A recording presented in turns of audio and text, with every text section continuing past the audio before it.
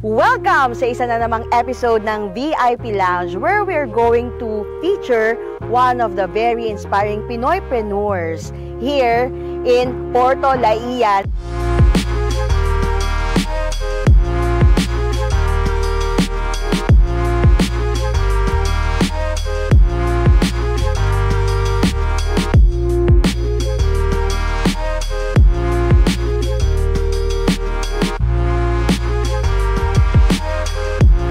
I'm talking about no less than the power couple, Billy and Pin De La Fuente. Halika, tignan natin yung bahay nila at baka may pa-lunch, no? Swertihin tayo ngayong araw na to. Look at their property here in Batangas. Ayan, katok-katok, wala man doorbell, no? Okay lang naman, no trespassing. Hi, Billy and Pin! Hi, guys! I hope you don't mind, no? Dala ko ang buong netizens para makita ang inyong mansyon, no? Welcome to Chateau De La Fuente! Yay! Pasok tayo. Hello, bongga. Hello. So, hello. Si Pin pa ang nag-drawing niya. Ayan, papasok na tayo sa welcome sa Chateau. Wow, ang lamig, ang lamig. Parang centralized aircon. Grabe no, kahit anong init sa labas dito, parang ang lamig. Siyempre dapat. Kasi hindi pwedeng naiinitan. Para hot and cold ang mga guests. So, ito, Joyce, yung lahat ng design na to. Actually, inspiration to nung trip namin na sponsored nung Vitamin Company sa Italy. Yes. Diba? Bahay ni George Clooney. Yes. So, inspired siya sa Villa d'Este.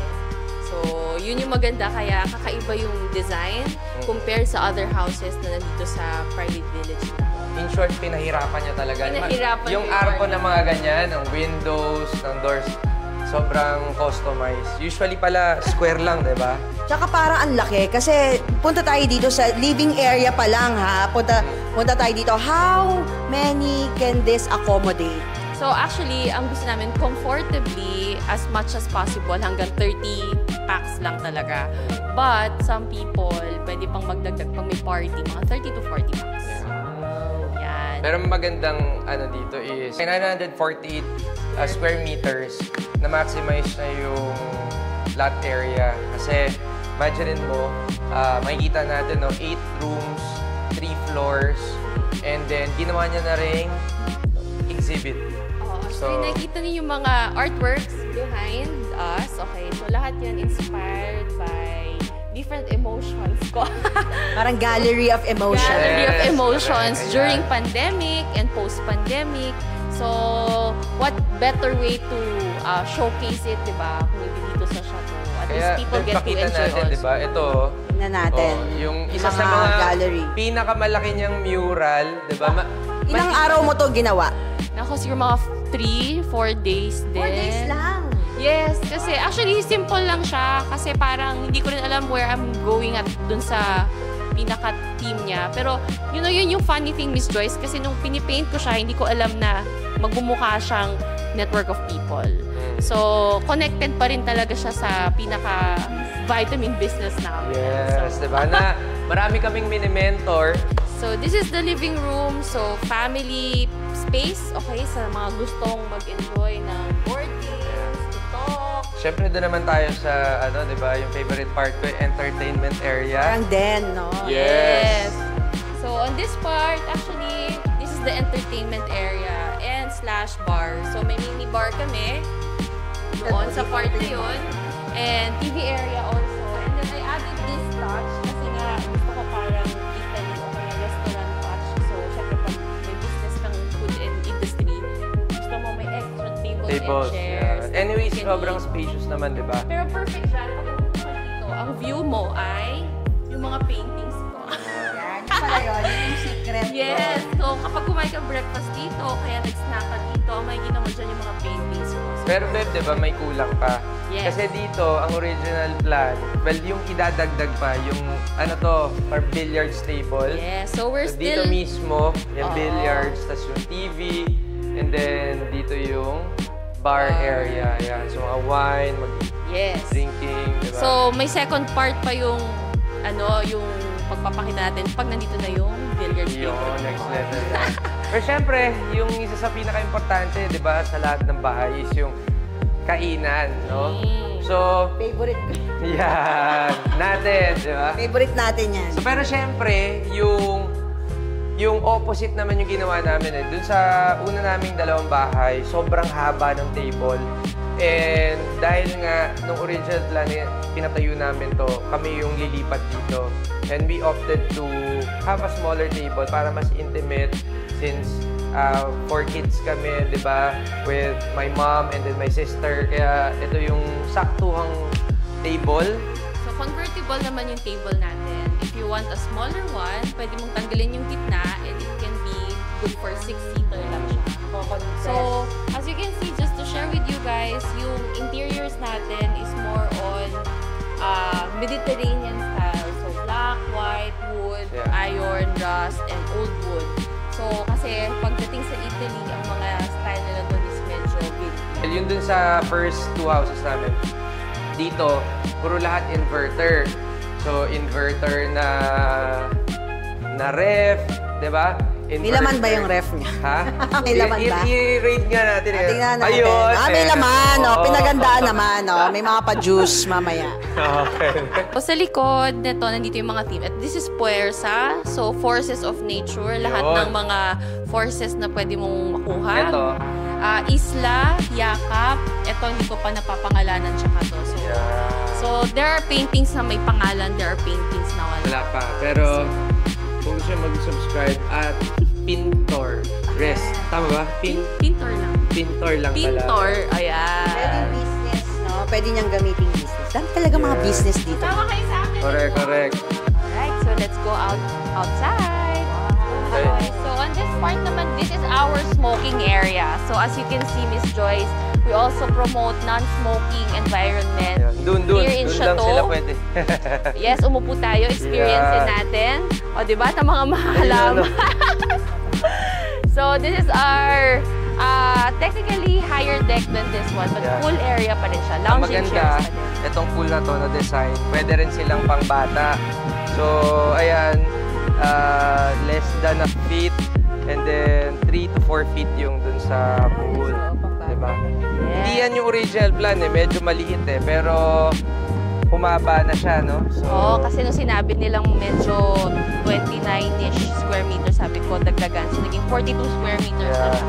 So, let's go down. Ito namang nakikita nyo sa left side, ito naman yung kitchen.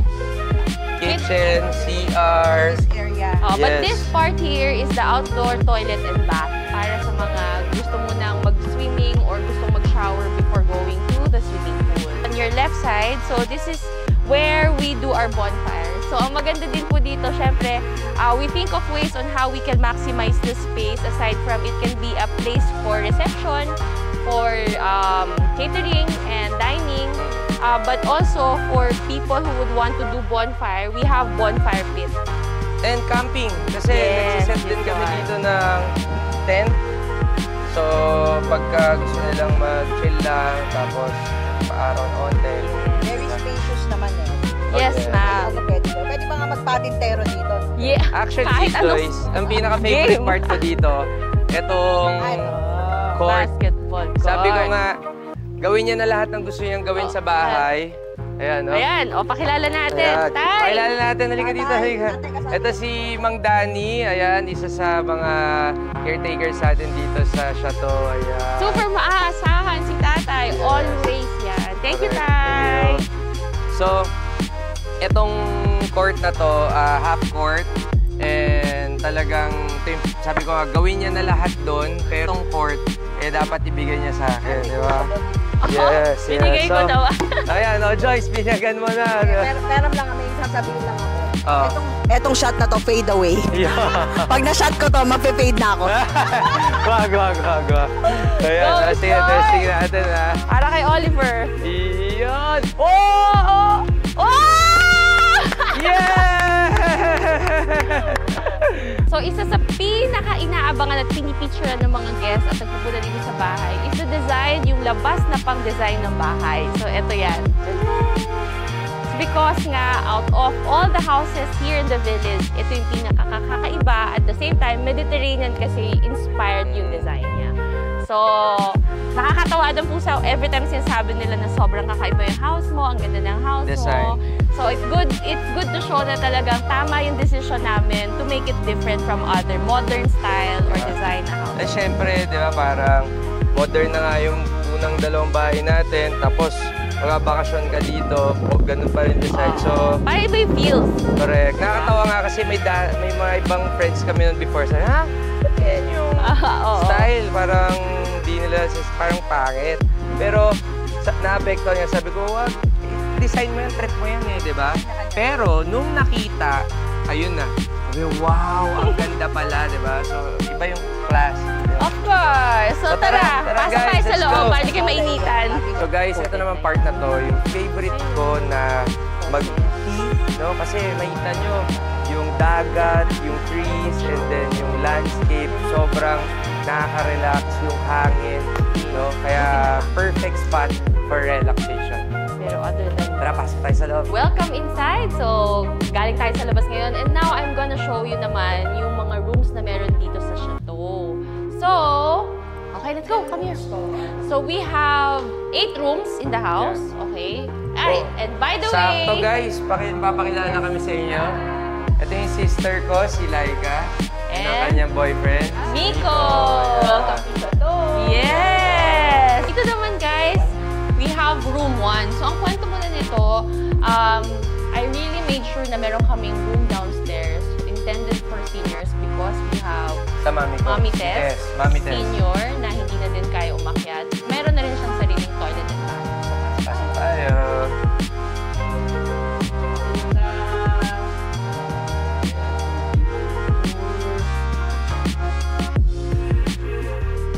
So, tara guys, akit naman tayo sa second floor.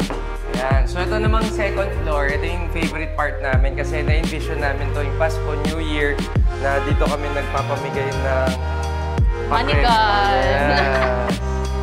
So, as you can see, yan yung mga painting ni Pin, kitang-kita dito. Lahat ng paintings na makikita niyo dito sa chateau, painted by our artist, Josephine de la Fuente. Now, off to our second room. Yan. As you can see, magkakaiba ng design.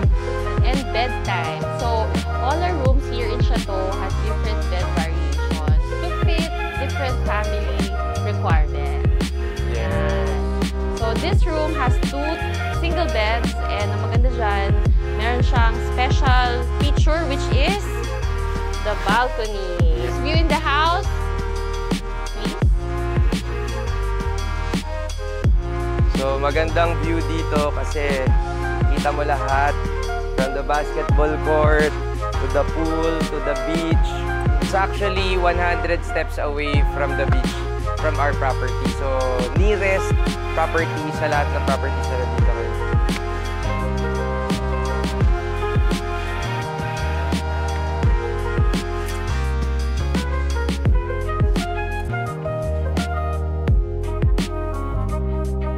Guys, tuloy naman tayo doon sa third room. Yan. So, ito naman, 1 bedroom. And usually, pang-couples room namin ito. So, we have a queen-size bed meant for couples and ang maganda, medyo pink design siya but very, very simple lang din. Ang maganda pa dito, no, pag tinignan mo yung view, tapat mo yung mountain range, no? Mount Mayamot. Mayamot. Yan. Ganda. Also, the view of the clubhouse. Yan. So, kung meron tayong sea view, ito mountain view and clubhouse view. O, diba? 360 na, diba? Na view. Let's go to the go. next room.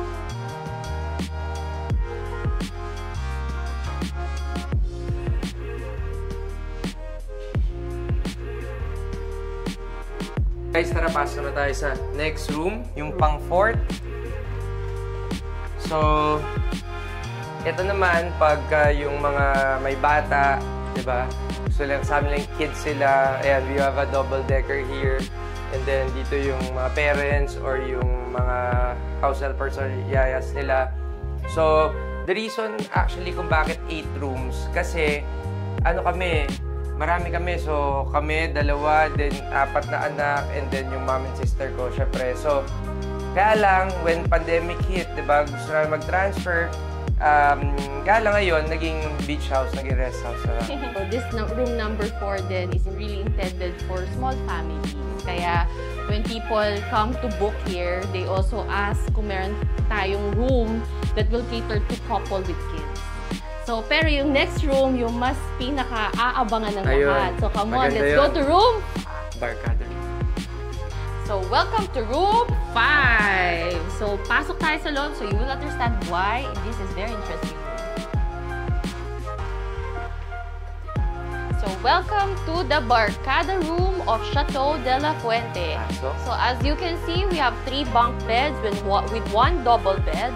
So, ito naman, para sa mga younger millennials or yung mga Gen Zs or yung mga tipong mga taong gustong sama-sama barkada sa isang kwarto para chika all day, all night dito. Ayan. So, ang maganda rin dito, as you can see, yung mga bunk beds natin are single beds, okay? Pero nagdagdag kami ng isang double bed kasi malamang sa isang barkada, merong isang couple dyan at ayaw nilang mag-hiwalay.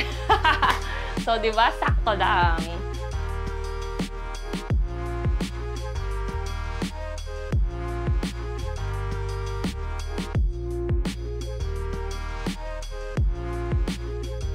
In the second floor, you will see 2 common bathrooms para magamit. Okay, so this is the second one. Mas malaki.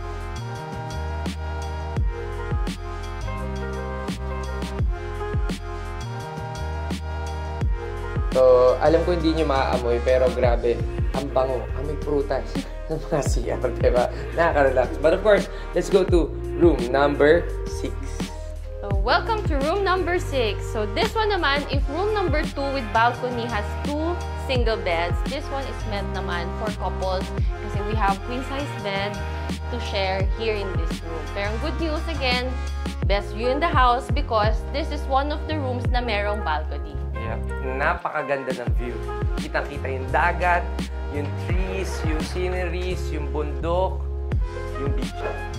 So, on your left, meron tayong greeneries, okay? So, napakaganda. On this side, you have both the view of the sea and also the whole house.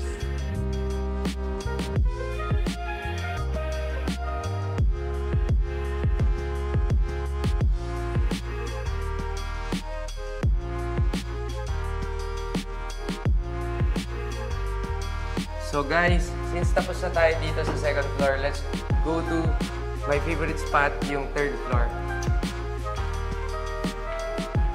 And syempre, the best room in the house. Of course! The master's bedroom, room number 7! Let's go! Okay, so syempre, pasok. This is room namin ni Billy. So, kami lang ang nag-iisang kwarto sa third floor because we really want a big space and at the same time, a space where we can add more furnitures and at the same time, we have the best view here and very spacious dressing room and bathroom. So, unahin na muna natin yung veranda number 1. So, hindi kami nakontento sa isa. Yun nga yung malupit dito. Kasi yung ginagawa siya. So, asan yung master's bedroom? Sabi namin, sa taas. And di ko na-expect na yung buong third floor pala, yung buong master's bedroom. Okay, so we have veranda number 1 with the view of the mountains and village view. Ito yung pinaka-favorite spot namin mag-asawa kasi andito mo makikita yung perfect view ng mountains. Ito yung Instagrammable talaga, yung beach, yung buong scene, no, ng buong village. So, sobrang ganda.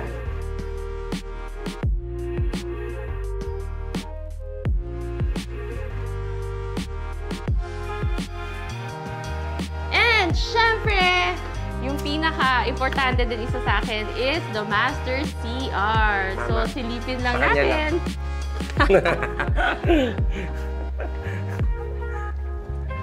Dahil syempre, bakit di magiging sobrang importante? Kasi ito yung unang part ng CR, parang kwarto na. Diba? Ito yung dressing room niya. Kanya lang to. Oo. So, kaya siya malaki kasi talagang gusto ko very spacious. This is something na talagang ni-require ko. And marami din para ako ipapa-install dito. So, welcome to our CR. So, grabe, CR pa lang pero ang lupit pa rin ng view. Grabe. So, Yung CR ngayon, kwarto ko dati.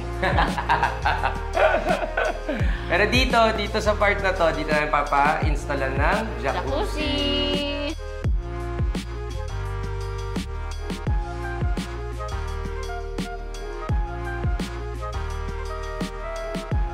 And the best seat in the house goes to this balcony. So, yung nakita namin, sana makita nyo din. Let's go!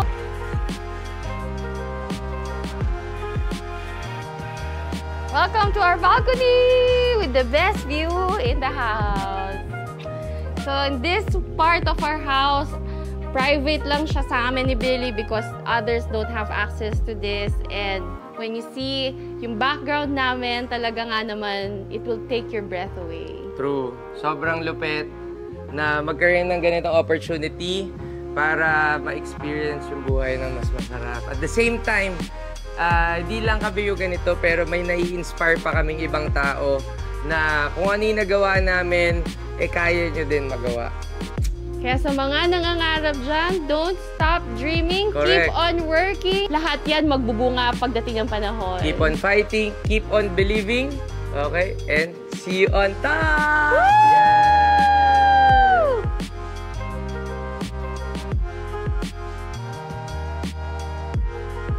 So guys, grabe, maraming salamat sa pag-join sa atin itong house tour. I hope na-inspire namin kayo through our story. Kaya, Beb? Kaya sobrang thank you sa Vitamins Company namin. It won't be possible without the Vitamins Company. And sana kung na-inspire kayo, feel free to message us if you have questions or inquiry. And sana na-inspire din namin kayo to work hard on your dreams and never give up. Tandaan nyo, ang opportunity, palagi natin sinasabi, sipag at tiyaga.